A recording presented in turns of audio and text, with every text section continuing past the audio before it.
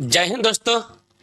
जितने भी TR4 के तैयारी कर रहे अभ्यर्थी हैं उन सभी के मन में एक संशय बना हुआ है कि आखिर में TR4 की वैकेंसी कितनी सीटों पर आएगी और आएगा तो जो 1 to 5, 6 to 8, 9, 10, 11, 12 इसमें किसमें ज़्यादा सीट रहेगा और किसमें कम सीट रहेगा। आइए इसके लिए हम एक विश्लेषण करते हैं। आप जो पिछले पेपरों में पढ़ रहे होंगे, चाहे मंत्री जी बयान दे रहे होंगे, चाहे आप लोग देखते होंगे, वीडियो भी बहुत हम भी बनाए थे कि 46,000 प्लस पदों पर वैकेंसी आने वाली है TR4। वह सारा चीज खत्म हो चुका है। अब जो है फिर नए से रिक्ति की गणना होगी। जो 46,000 है उसको आप भूल जाइए। वो 46,000 समझिए कि कुछ हुआ ही नहीं था, उसको आप भूल जाइए। अब हर चीज नए सिरे से हो रहा है और उसके अकॉर्डिंग फिर रिक्ति की गणना होगी और जितने वैकेंट सीट होंगे उतने सीटों पर बहाली होगी।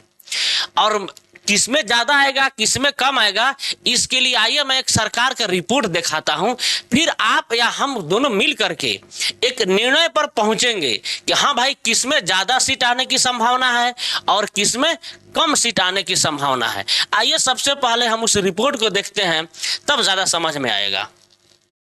ये हमारे सामने है एसओपी। एसओपी का मतलब यह है कि यह मानक रूप है कि एक विद्यालय के अंदर में कितने शिक्षक हो सकते हैं कम से कम। अभी हाल ही फिलहाल में ट्रांसफर की प्रक्रियाएं चलने वाली है शिक्षकों की। उस ट्रांसफर के प्रक्रियाओं से पहले आया हुआ है रेशनलाइजेशन करने के लिए। तो रेशनलाइजेशन कैसे होगा? जो रेशनलाइजेशन होगा वह होगा छात्र शिक्षक के अनुपात में, कि किस विद्यालय के अंदर कितने छात्र हैं और उस छात्र के हिसाब में कितने शिक्षक हैं, उसके हिसाब से ट्रांसफर होगी और उतने शिक्षक रहेंगे। अगर किसी विद्यालय के अंदर बहुत ज्यादा बच्चे हैं और वहां पर छात्र मतलब शिक्षक कम है और छात्र ज्यादा हैं, तो दूसरे विद्यालयों के शिक्षक को उस विद्यालय में भेजा जाएगा। अगर जहां पर छात्र कम है शिक्षक ज्यादा हैं तो उस विद्यालय के शिक्षकों को दूसरे जगह भेज दिया जाएगा। यानी कहने का मतलब है ऐसे बहुत से विद्यालय हैं जहां पर छात्र ज्यादा है शिक्षक कम है, वहां पढ़ाई नहीं हो पा रही है।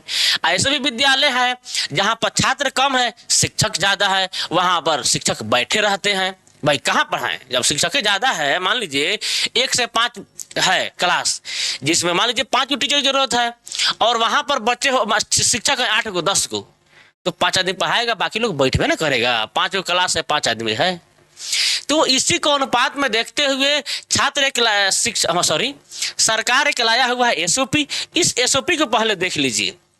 जो हमारे सामने है एसओपी है, यह है 1 से 5 के लिए। सबकी का मैं धीरे धीरे दिखाऊंगा।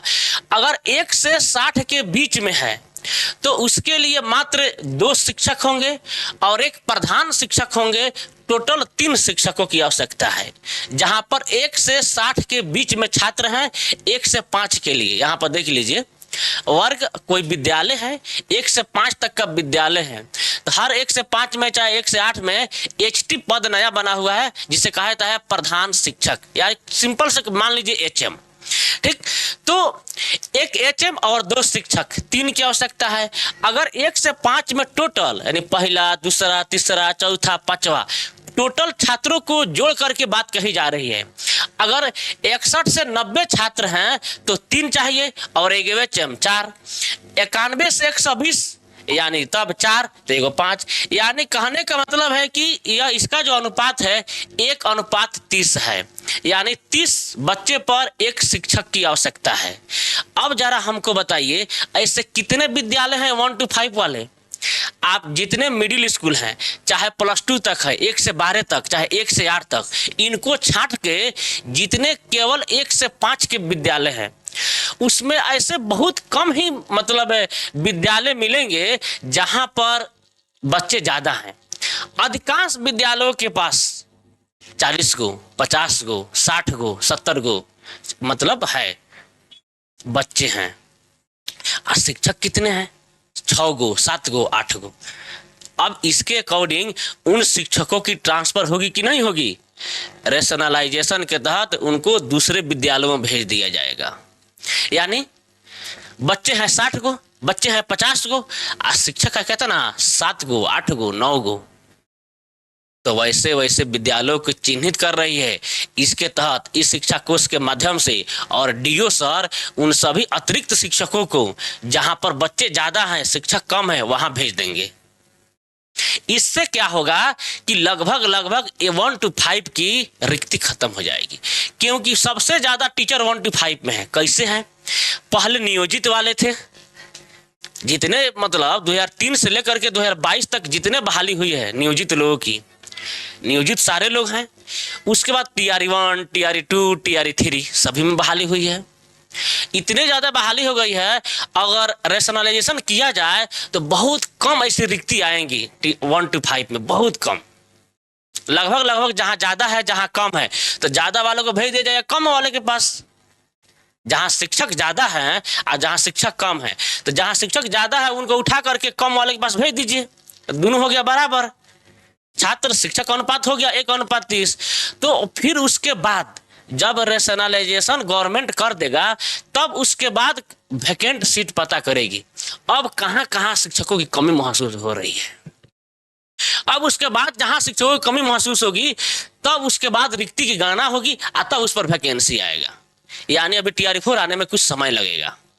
तब तक आप लोग तैयारी करते रहिए पीटी और मेंस की, समझ रहे हैं ना। इसलिए इस हिसाब से आप लोग खुद अपने आस पड़ोस के विद्यालयों में भी देख सकते हैं कि शिक्षक ज्यादा हैं, बैठे रहते हैं, बच्चे कम हैं। तब बैठने वाली सरकार नहीं है, आपको बैठने नहीं देगी, फ्री में तनख्वाह नहीं देगी, आपको पढ़ाना होगा। जहां ज्यादा है वहां से उठाएगा सरकार, और जहां बच्चे ज्यादा हैं शिक्षक कम है वहां भेज देगी। इससे क्या होगी? रिक्ति खत्म। लगभग लगभग 1 to 5 में रिक्ति खत्म होने वाली है। बहुत कम रिक्ति रहेगा, जो कि पहले 1 to 5 में ही ज्यादा रहता था। ये है 6 to 8 का। सबसे ज्यादा वैकेंसी जो है 6 to 8 की होने वाली है। क्यों? इसलिए होने वाली है कि 6 to 8 में केवल TRE2 और TRE3 में बहाली हुई है, TRE1 में हुआ ही नहीं था। और उसके पहले जो नियोजित थे तो नियोजित लोग में भी नहीं कोई था, एक मात्र छठा चरण में हुआ था। तो जितने छठा चरण में हुआ था 2022 में बहाली 6 to 8 में, सारे लोग BPSC से चयनित होकर के BPSC बन गए। अब लगभग लगभग 6 to 8 खाली है। TRE2 और TRE3 में बहुत कम बहाली हो पाई है, यानी सबसे ज्यादा 6 to 8 में वैकेंसी रहने वाली है। क्योंकि कहीं किसी भी विद्यालय में देखिए इसका अनुपात क्या है, अगर छठा 7वां 8वां तीनों बच्चे को मिल करके 1 से लेकर 105 बच्चे हैं तो मात्र 3 गो शिक्षक रहेंगे, मात्र 3 शिक्षक। कौन कौन? एगो गणित और विज्ञान का, एगो सामाजिक विज्ञान का और एगो हिंदी का। यही 3 शिक्षक रहेंगे और 3 क्लास में फेर बदल करके 6 सब्जेक्ट को पढ़ाएंगे। अगर बच्चे इससे ज्यादा हो रहे हैं 106 से 140 तब एगो शिक्षक बढ़ेंगे अंग्रेजी वाले। अगर 141 से 175 तब एगो शिक्षक बढ़ेंगे उर्दू वाले, ठीक। अगर 176 से 245 तब बढ़ेंगे एगो संस्कृत वाले, ठीक। अगर 246 से 350 तब गणित विज्ञान के से एक और बढ़ जाएंगे, 2 हो जाएंगे, तब हो जाएंगे 7 गो शिक्षक। इस तरीके से आप लोग इसका स्क्रीनशॉट लेकर के अध्ययन कर लीजिए, ठीक। चलिए आगे बढ़ते हैं, थोड़ा बड़ा कर लेते हैं इन लोग। अरे कंट्रोल में बड़ा हो जाओ, हाँ ठीक है। अब देखिए, अब हमारे सामने 9-10 को थोड़ा देख लेते हैं एक बार। ये है 9-10 के।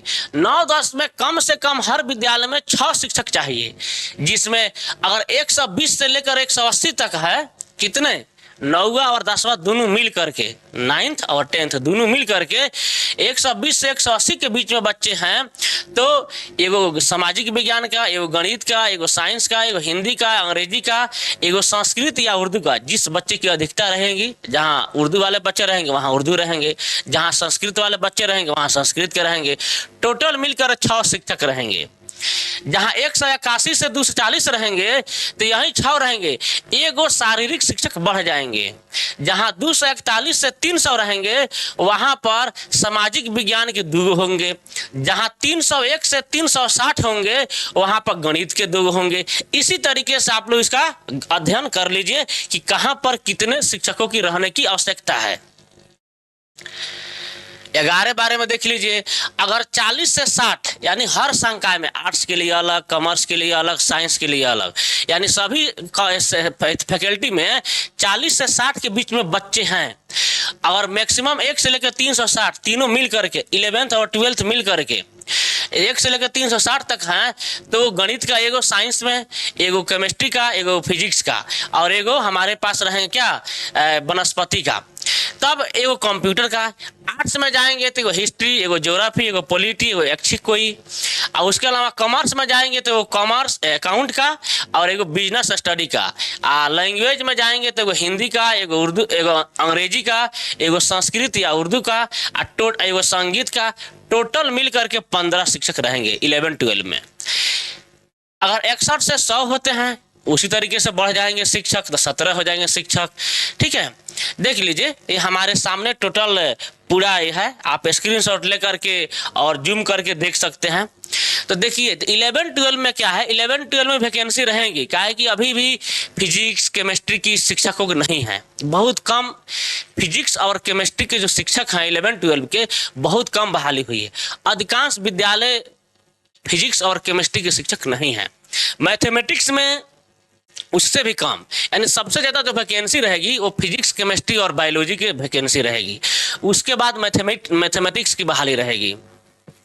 बाकी जो सब्जेक्ट है आर्ट्स में हिस्ट्री, ज्योग्राफी, पॉलिटी, इस सब की वैकेंसी रहने वाली है। ठीक है, लेकिन अब आता है कॉमर्स में। तो कॉमर्स में सबसे ज़्यादा वैकेंसी रहेगी तो अकाउंट से, जो अकाउंट से एमकॉम किए हैं, चाहे बिजनेस स्टडी से। ईपीएस बाद में आएगा, क्योंकि जहाँ बच्चों की संख्या बढ़ेगी वहाँ आएंगे ईपीएस, नहीं तो अकाउंट और बिजनेस स्टडी रहेंगे। 9-10 में है तो 9-10 में वही है। 9-10 में लगभग सभी की थोड़ी बहुत वैकेंसी रहेगी। जहाँ ज़्यादा बच्चे हैं तो अगर सबसे ज़्यादा कहा जाएगा तो सामाजिक विज्ञान की सबसे ज़्यादा वैकेंसी रहने वाली है। इसके बाद मैथमेटिक्स का और इसके बाद साइंस का। हिंदी, उर्दू, इंग्लिश, संस्कृत जो भी लैंग्वेज है इनमें कम वैकेंसी रहने वाली है।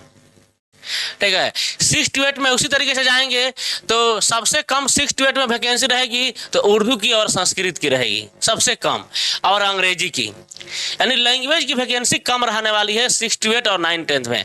ज़्यादा वैकेंसी रहेगी गणित की, सामाजिक विज्ञान की और हिंदी की, क्योंकि यह सभी विद्यालयों में होना हर हाल में अनिवार्य है। समझे।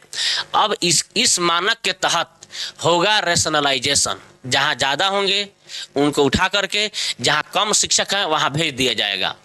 तब इसके बाद वैकेंसी की जो वैकेंट सीट है, रिक्ति की गणना होगी कि हाँ भाई किस विद्यालयों में किस विषय के शिक्षक नहीं हैं। विद्यालय अपना रिपोर्ट देगा, फिर उस रिपोर्ट के आधार पर रिक्ति की गणना हो जाएगी। तब आएगा TRE-4 की रिक्ति और उस पर आएगी वैकेंसी, तब आएगा नोटिफिकेशन। यानी TRE-4 आने में भी बहुत समय है। मेरा अपना अनुमान है कि TRE-4, ऐसे मैं डिमोटिवेट नहीं कर रहा हूँ, ऐसा आप लोग नहीं सोचिएगा कि मैं आप लोग को हतोत्साहित कर रहा हूँ, लेकिन अभी समय लगेगा, अभी आने में समय लगेगा। ये सारा स्थिति है। यानी सबसे कम वैकेंसी रहेगी 1 to 5 में, सबसे ज़्यादा वैकेंसी रहेगी 6 to 8 में, इसके बाद 9-10 और तब फिर 11-12। 11-12 में सबसे ज़्यादा वैकेंसी रहेगी साइंस में, वो भी फिजिक्स, केमिस्ट्री, बायोलॉजी की, क्योंकि मैथमेटिक्स की वैकेंसी लगभग बहाली हो चुकी है, लेकिन फिजिक्स, केमिस्ट्री, बायोलॉजी की बहुत ज़्यादा सीट खाली रहेगा। ये पूरा हमारा विश्लेषण था। अगर आपको यह विश्लेषण अच्छा लगा हो तो इस वीडियो को अपने दोस्तों में जरूर शेयर कीजिएगा। धन्यवाद।